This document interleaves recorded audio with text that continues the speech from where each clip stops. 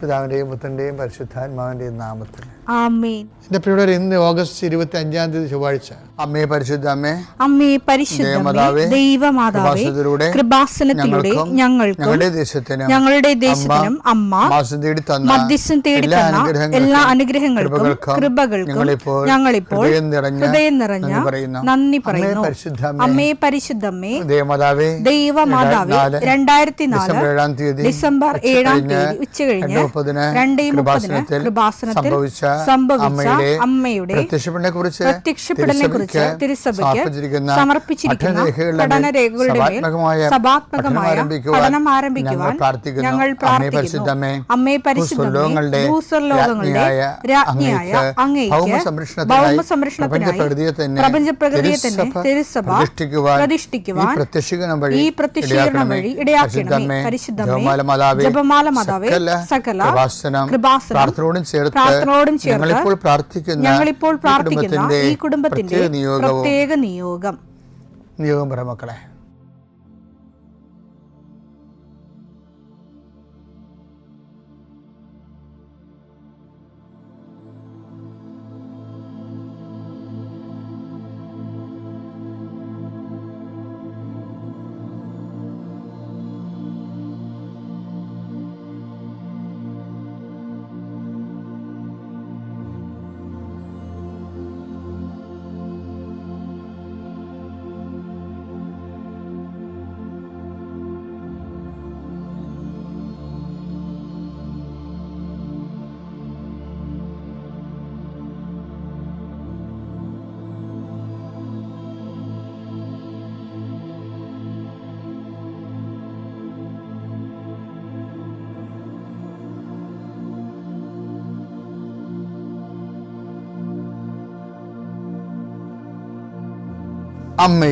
അമ്മയുടെ പ്രത്യക്ഷീകരണത്തിന്റെ ഈ അനുഗ്രഹവേളയിൽ ഞങ്ങൾക്ക് സാധിച്ചു തരുവാൻ കനിയണമേ. ആമേൻ. വിശ്വാസ പ്രമാണം.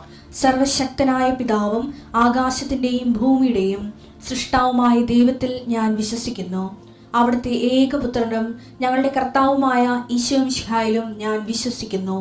ഈ പുത്രൻ പരിശുദ്ധാത്മാവിനാൽ ഗർഭസ്ഥനായി കന്യകാമറിയത്തിൽ നിന്ന് പിറന്ന് പൊന്തിയോസ് പീലാത്തോസിന്റെ കാലത്ത് പീഡകൾ സഹിച്ച് കുരിശിൽ തറയ്ക്കപ്പെട്ട് മരിച്ച് അടക്കപ്പെട്ട് പാതാളങ്ങളിൽ ഇറങ്ങി മരിച്ചവരുടെ ഇടയിൽ നിന്ന് 3-ാം നാൾ ഉയർത്ത് സ്വർഗത്തിലേക്ക് എഴുന്നള്ളി സർവശക്തിയുള്ള പിതാവായ ദൈവത്തിന്റെ വലതുഭാഗത്തിരിക്കുന്നു. അവിടെ നിന്ന് ജീവിക്കുന്നവരെയും മരിച്ചവരെയും വിധിക്കുവാൻ വരുമെന്നും ഞാൻ വിശ്വസിക്കുന്നു. പരിശുദ്ധാത്മാവിലും ഞാൻ വിശ്വസിക്കുന്നു.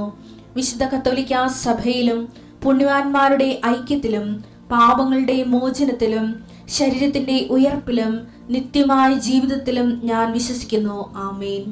സുഖസ്ഥനായ ഞങ്ങളുടെ പിതാവേ, അങ്ങയുടെ നാമം പൂജിതമാകണമേ. അങ്ങയുടെ രാജ്യം വരണമേ. അങ്ങയുടെ തിരുമനസ് സ്വർഗത്തിലെ പോലെ ഭൂമിയിലും ആകണമേ. അന്നു വേണ്ടുന്ന ആഹാരം ഇന്ന് ഞങ്ങൾക്ക് തരണമേ. ഞങ്ങളോട് തെറ്റ് ചെയ്യുന്നവരോട് ഞങ്ങൾ ക്ഷമിക്കുന്നത് പോലെ ഞങ്ങളുടെ തെറ്റുകൾ ഞങ്ങളോടും ക്ഷമിക്കണമേ. ഞങ്ങളെ പ്രലോഭനത്തിൽ ഉൾപ്പെടുത്തരുതേ, തിന്മയിൽ ഞങ്ങൾ രക്ഷിക്കണമേ. ആമേൻ. നന്മ നിറഞ്ഞ മറിയമേ, സ്വസ്തി.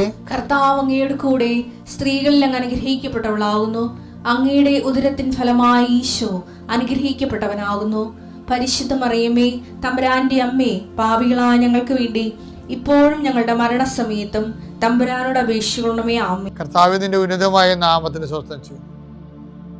കർത്താവിന്റെ വിശുദ്ധ പൗരോഹിത്യത്തെ മഹത്വപ്പെടുത്തണമേ. കർത്താവ് സഭയിലുള്ള സാന്നിധ്യം പ്രകടമാക്കണം. 40 വർഷം ഞാൻ അർപ്പിച്ച കൃപാന്റെ യുഗതിയാണ്. കൃപാസ്ഥാനത്താരെ ജീവനോടെ പ്രത്യക്ഷപ്പെട്ട മാതാവിന്റെ മധ്യസ്ഥത്താൽ ഞാൻ മക്കളെ ഈശോ നാമത്തെ ആശീർവദിക്കുന്നു. സാമ്പത്തികമായ ബാധ്യതകളാൽ വലിയ ജപ്തി നടപടിയൊക്കെ വരാൻ പോകുന്നവരും വന്നിട്ട് അതിലൂടെ കടന്നു പോകുന്നവർ, അവർക്ക് എത്രയും വേഗം ഒരു പോംവഴി കിട്ടാൻ പരിശുദ്ധ മാതാവിനെ ആശ്രയിക്കട്ടെ. പലതരത്തിലുള്ള അപകടങ്ങൾ, ആക്രമണങ്ങൾ അനുഭവിക്കുന്നവർ, ജലജീവികളുടെയും വിഷജന്തുക്കളുടെയും ആക്രമണങ്ങളിൽപ്പെട്ടിരിക്കുന്നവർ കർത്താവിൻ്റെ രക്തം അവരെ തിളക്കപ്പെടുകയും ഇതോടുകൂടി അവരുടെ രോഗങ്ങൾ വിട്ടുമാറുകയും യേശുനാമത്തിൽ പ്രാർത്ഥിക്കുന്നു. കർത്താവ് ഇന്ന് യാത്ര ചെയ്യുന്നവരെ അവരുപയോഗിക്കുന്ന രേഖകൾ, ഓരോ രേഖകളെയും ഞാൻ കർത്താവിന് സമർപ്പിക്കുന്നു. നിങ്ങളുടെ സർട്ടിഫിക്കറ്റുകൾ, പ്രമാണങ്ങൾ, പാസ്പോർട്ടുകൾ, നിങ്ങളുടെ അപേക്ഷാ ഫോമുകൾ, നിങ്ങളുടെ ബാങ്ക് രേഖകൾ, കർത്താവ് സ്പർശിക്കട്ടെ. ഇതുമായി കടന്നു പോകുന്നത് ഇതൊന്നും നഷ്ടപ്പെടാതിരിക്കാൻ കർത്താവിൻ്റെ വിശുദ്ധ മുദ്ര വെക്കട്ടെ. അത് ആർക്ക് കൊടുക്കുമ്പോഴും സ്വീകരിക്കുന്നവന് പരിശുദ്ധാത്മ നിറയുകയും നിനക്ക് ദൈവഹിതമാണെങ്കിൽ നിനക്ക് അനുകൂലമായ തീരുമാനം എടുത്തുകൊണ്ട് നിന്നെ സന്ധിക്കാൻ ഇടവരുത്തിട്ട് പ്രാർത്ഥിക്കുന്നു. നിന്റെ കൃഷിയിടങ്ങളെ കർത്താവ് അനുഗ്രഹിക്കട്ടെ. മത്സ്യത്തൊഴിലാളികളുടെ അവരുടെ ജീവിത മേഖലകളിലെ സാമ്പത്തികമായ ബാധ്യതകളും കടങ്ങളുള്ളവരെ കർത്താവ് ഏറ്റെടുക്കട്ടെ. കൃഷിക്കാർ, റബ്ബർ കൃഷിക്കാർ, റബ്ബർ ടാപ്പ് ചെയ്യുന്നവരെ, അതുകൊണ്ടെല്ലാം ഉപജീവനം നടത്തുന്നവർ, പലതരത്തിലുള്ള ഉൽപ്പന്നങ്ങൾ, കാർഷിക ഉൽപ്പന്നങ്ങൾ വിറ്റുമാറാതിരിക്കുന്നവർ, അത് വിറ്റുമാറിയില്ലെങ്കിൽ ജീവിത കാര്യങ്ങൾ നിറവേറാതെ തടസ്സപ്പെട്ട് കിടക്കുന്നവരെ ഈശോ നാമത്തെ ആശീർവദിക്കുന്നു. വിറ്റുമാറാനുള്ള സാധനങ്ങൾ, വള്ളങ്ങളുണ്ടാകും, വലകളുണ്ടാകും, വീടുണ്ടാകും, സ്ഥലമുണ്ടാകും, ഇങ്ങനെയെല്ലാം അതെല്ലാം പെൻഡിങ്ങിൽ കിടക്കുന്ന കാരണം നിൻ്റെ കടങ്ങളുടെ പലിശകൾ കൂടുന്നവരുണ്ട്. കർത്താവേ, ഞാൻ അവരെ കൃപാസ്ഥാനത്താരെ ജീവനോടെ പ്രത്യക്ഷപ്പെട്ട മാതാവിൻ്റെ പ്രത്യക്ഷീകരണത്തിൻ്റെ ആ അടിസ്ഥാനത്തിൽ യേശുവിൻ്റെ നാമത്തിൽ ഞാൻ മക്കളെ ആശീർവദിക്കുന്നു. നമ്മൾ വേണ്ട സമയത്ത് കരുണയും കൃപാവരവും ലഭിക്കാൻ ദൈവത്തിൻ്റെ വാഗ്ദാന പേടകമായ കൃപയുടെ സിംഹാസനമായ ക്രിസ്തുവിനെ സമീപിക്കുക എന്നുള്ള ഹെബ്രായർ 4:16 പോയിൻറ്റ്സിൽ ക്രിസ്തുവിനെ എങ്ങനെ സമീപിക്കാം, അങ്ങനെ 8 യോഗ്യതകൾ നമ്മൾ ഇന്നലെ വരെ പറഞ്ഞു. ഇന്ന് 9ാമത്തെ യോഗ്യതയാണ് പറയണത്. 9ാമത്തെ യോഗ്യത പറയുന്നത് സ്നേഹവും കാരുണ്യവും പുലർത്തുക. മത്തായി 25:35. എന്തെന്നാൽ എനിക്ക് വിശന്നു നിങ്ങൾ ഭക്ഷിക്കാൻ തന്നു, എനിക്ക് ദാഹിച്ചു നിങ്ങൾ കുടിക്കാൻ തന്നു, ഞാൻ പരദേശിയായിരുന്നു നിങ്ങൾ എന്നെ സ്വീകരിച്ചു. അപ്പോൾ അത് സ്നേഹവും കാരുണ്യമാണ്. ഇന്നലെ ഒരു മനുഷ്യൻ സാക്ഷ്യം പറഞ്ഞു. അപ്പോൾ ഞാൻ ആൾക്കാരെ നിൽക്കുന്നുണ്ട്.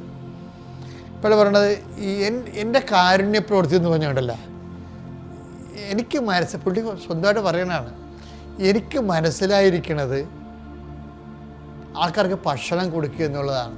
പുള്ളിക്ക് എങ്ങനെയാണ് മനസ്സിലായിരിക്കണത്? അതുകൊണ്ട് ഞാൻ വിശക്കുന്നവരെ കണ്ടുപിടിച്ച് ഭക്ഷണം കൊടുക്കും. അപ്പോൾ എൻ്റെ മനസ്സിൽ തോന്നി ഞാൻ അത് ആൾക്കാരെ കേൾക്കുമ്പോൾ എനിക്ക് മനസ്സിൽ തോന്നിയത്, ഞാൻ ഈ ഹോട്ടലുകാരോട് ശരിക്കും പറഞ്ഞാൽ എന്തൊരു നന്ദി ഉണ്ടാകുന്നറിയാമോ? നിങ്ങൾക്കറിയാമല്ലോ, ഏറ്റവും ക്ലേശകരമായൊരു ജോലിയാണ് ഹോട്ടൽ ജോലി. വെച്ചാൽ രാത്രി 3 മണിക്ക് എഴുന്നേൽക്കണം, എല്ലാം സെറ്റ് ചെയ്യണം, പിന്നെ കിടക്കണ ചില ആൾക്കാർ 11 മണിയാവും. ഈ നാട്ടുപുറങ്ങളിലെ ഹോട്ടലിലൊക്കെ ഈ നിയമങ്ങൾ ഈ രീതിയിൽ തന്നെ പോണത്. കുറേ എണ്ണം ഇങ്ങനെ എല്ലാ സമയത്തും ഇങ്ങനെ മുണ്ടുകൊടുത്ത് കയ്യിൽ നിറച്ച് ചെളിയും പറ്റിച്ചിരിക്കണ കാണാം. കരി പുരണ്ട് നിൽക്കണ ജന്മങ്ങളാണ് ശരിക്കും. 20,000 രൂപ കിട്ടുമായിരിക്കും, അത്രേ ഉള്ളൂ. ഞാൻ എന്താ പറയുക, അതല്ല പ്രശ്നം. ഇത് സേവനം, ഭയങ്കര സേവനം എന്ന് വെച്ച് കഴിഞ്ഞാൽ ഭയങ്കര സേവനമാണ്. ഹോട്ടലുകാർ സമൂഹത്തോട് ചെയ്യുന്ന കാര്യം. മനുഷ്യന് എന്തുണ്ടെന്ന് പറഞ്ഞാൽ വിശന്ന് കഴിഞ്ഞാൽ ഇപ്പം ഭ്രാന്തനാണ് ശരിക്കും. ആൾക്കാരിങ്ങനെ ഹോട്ടലിൻ്റെ വാതിൽ, അത് ചില ബന്ധു സമയത്തൊക്കെ ചില പെട്ടുപോകുമ്പോൾ ഞാൻ പലയിടത്ത് പെട്ടിട്ടുണ്ട്. ഞാനൊരിക്കൽ ആദ്യം പെട്ട 1984 ഞാൻ ഡൽഹിയിൽ ചെന്ന്. ഡൽഹി ഞങ്ങളെ അന്ന് അച്ഛൻ പട്ടം സ്വീകരിക്കാൻ പോകുന്ന എല്ലാവരും ഓൾ ഇന്ത്യ ടൂറിന് പോയതാണ്. അപ്പം അങ്ങനെ ട്രെയിനിൽ പോയി ഞങ്ങളെല്ലാം ഡൽഹി ചെന്ന്. ഡൽഹി ചെന്നിട്ട് എനിക്ക് 3 ദിവസമായില്ലേ ഇവിടുന്ന് പോയിട്ട്, എനിക്കൊരു തുള്ളി ചോറ് കിട്ടണില്ല. എന്നിട്ട് എനിക്ക് വല്ല വഴിയറിയോ? ഡൽഹി ചെന്നിട്ട് ഇവരൊക്കെ ഇഷ്ടമുള്ളതൊക്കെ തിന്നുകൊണ്ടവർ ചപ്പാത്തി എന്തെങ്കിലുമൊക്കെ ബ്രെഡൊക്കെ വാങ്ങിച്ച്. എനിക്കാണെങ്കിൽ എൻ്റെ തല കറങ്ങണം. ഞാൻ ചോറ് തിന്നാത്ത ഒരു ദിവസം ഉണ്ടായിട്ടില്ല. ഇന്നൊക്കെ ഞാൻ ഇപ്പോൾ ചപ്പാത്തി കഴിക്കുന്നുണ്ട്. അപ്പോൾ ഞാൻ എന്ത് ചെയ്യുന്നറിയോ, ഡൽഹിയിൽ ഈ ഒരു 2 കിലോ രാത്രി, നിങ്ങൾ ഓർക്കണം, രാത്രി 1 മണിയോ ആയിട്ടുണ്ട്. ഡൽഹിയിൽ കൂടി ഞാൻ ഒറ്റക്ക് പോയി. എന്താണെന്നറിയാമോ, മലയാളി ഹോട്ടൽ എവിടെയെങ്കിലും ഉണ്ടോ? മലയാളി ഹോട്ടലിൽ നിന്ന് അവസാനം ഈ രാത്രി 2 മണിക്ക് ഒരു മലയാളി ഹോട്ടൽ കണ്ടുപിടിച്ച്. ഞാൻ തളർന്നു കേട്ടോ. വഴിയൊന്നും അറിയാൻ പാടില്ലേ, വെറുതെ ഇത് നിവൃത്തിയില്ലാതെ വിശന്നിട്ട് പോണതാണ്, വേറെ ഒന്നും കഴിക്കാൻ തോന്നുന്നില്ല. അപ്പോഴവർ ചെന്നപ്പോൾ ഞാൻ അവരോട് പറഞ്ഞു, എനിക്ക് ചോറ് ഉണ്ടോയെന്ന് ചോദിച്ചു. അപ്പോൾ പറഞ്ഞ് എല്ലാ പരിപാടിയും കഴിഞ്ഞു, കാലിയായി, ചെമ്പിൻ്റെ അകത്ത് ഇത്തിരി ചോറ് കിടപ്പുണ്ടെന്ന് പറഞ്ഞു. അപ്പോൾ എനിക്ക് ഭയങ്കര സന്തോഷമായി. അവർ കറിയൊന്നുമില്ല, ആ ഡാളും ചോറും കുറച്ച് പച്ചരിച്ചോറും തണുത്ത പച്ചരിച്ചോറും കുറച്ച് പരിപ്പ് കറി എനിക്ക് തന്നു. അപ്പോൾ ഞാനിത് കഴിക്കുമ്പോൾ പച്ചരിച്ചോറ് ഞാൻ അങ്ങനെ കഴിക്കത്തില്ല, പക്ഷെ കഴിക്കാതെ നിവർത്തില്ല. അപ്പോൾ അത് കേരളത്തിൽ മാത്രമല്ല ഈ ചാക്കരി കുത്തരി ചോറുള്ളൂ, എല്ലായിടത്തും പച്ചരി ചോറല്ലേ, തമിഴ്നാട് എല്ലായിടത്തും. അപ്പോൾ അതുകൊണ്ട് എല്ലാം പച്ചരി ചോറാണ്. ആ പച്ചരി ചോറും പരിപ്പ് കറിയും കഴിച്ചപ്പോൾ എനിക്ക് വലിയ എന്തോ സംഭവം കഴിച്ച പോലെ തോന്നി. അത് കഴുകാൻ വെച്ചപ്പോൾ അത്തത്തിൽ നിന്ന് എടുത്തോളൂന്നാണ് അവർ. മോശം സാധനമല്ല, നല്ല സാധനം തന്നെയാണ്. പക്ഷേ അപ്പം ഞാൻ ഓർത്തേ, ഈ 2 മണിക്ക് തുറന്ന് വെച്ച ഹോട്ടല് അതൊരു സേവനമാണ്. ഇത്തിരി വറ്റ് എനിക്ക് വേണ്ടി സൂക്ഷിച്ചു തന്നിട്ട് അത് തന്നത് ഒരു സേവനമല്ലേ. പക്ഷേ ആ കാര്യം എന്താ, ഇപ്പം ഇയാൾ ഇന്ന് സാക്ഷ്യം പറഞ്ഞ് ശരിയല്ലേ, ഒരു മനുഷ്യൻ അപ്പോഴേക്കും ഒരു മനുഷ്യന് ആഹാരം കൊടുക്കുന്നതിനേക്കാൾ വലിയ, ഇപ്പം അമ്പലങ്ങളിലൊക്കെ എഴുതിയിട്ടുണ്ടല്ലോ അന്നദാനം മഹാദാനം എന്ന്. എനിക്ക് കുറച്ച് എക്സ്പീരിയൻസ് ഒക്കെ ഉണ്ട്, ഞാൻ പറഞ്ഞാൽ ശരിയാത്. എൻ്റെ കുഞ്ഞുനാളിലുള്ള എക്സ്പീരിയൻസാണ്, ഞാൻ പഠിക്കണ കാലത്തുള്ള. അപ്പോൾ എന്താ പ്രശ്നം വെച്ച് കഴിഞ്ഞാൽ, അത് എപ്പോഴും നമ്മൾ ഈ ഭക്ഷണം കൊടുക്കുന്നവർ പിന്നെ വിശക്കുന്നവർക്ക് കൊടുക്കണമെന്നുള്ളത് നിർബന്ധമാക്കണം. ആർക്കെങ്കിലും കൊണ്ടുപോയി ചാണ്ടിയിട്ട് പോരരുത്, കയ്യിൽ നിന്ന് കാശ് കൊടുത്ത് മെഴുകിയ കഴിവറെ കൊടുക്കുകയും ചെയ്യരുത്. നിവൃത്തിയില്ലാത്തതിനെ കണ്ടു കൊടുക്കണമെന്ന്. സ്നേഹവും കരുണയും ഉണ്ട് അതിൻ്റെ അകത്ത്. പിതാവിൻ്റെയും പുത്രൻ്റെയും പരിശുദ്ധ.